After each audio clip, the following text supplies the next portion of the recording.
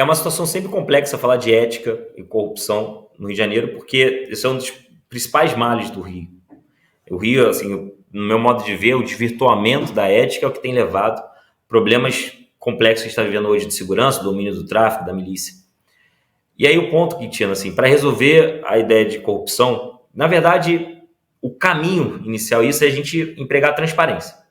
Então, ser transparente, inclusive buscando medidas de transparência na prefeitura do Rio de Janeiro, é que eu acredito.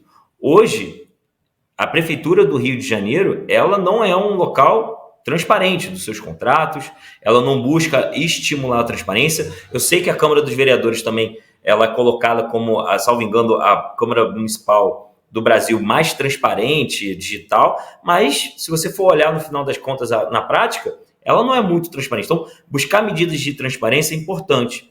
E aí, volto a dizer, essa ideia de buscar o discurso público em matérias que a população deseja, a gente precisa pautar isso, e pautar com coragem. E aí, quando eu digo isso, não quer dizer que eu não vá fazer o que a política exige, que qualquer ser humano exige, que é o que a gente está fazendo, que é conversar. A gente precisa apontar as questões.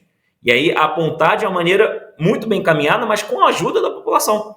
A ajuda que eu estou dizendo da pressão popular. A pressão popular foi tão grande já, e alguns na história recente do Brasil, que a gente conseguiu a ponto de prender grandes corruptos que não imaginavam ir para a cadeia porque teve um clamor. As pessoas tiveram um apoio, por exemplo, a Lava Jato, que foi feita pelo Deltan, que hoje eu tenho um prazer também de caminhar junto com ele.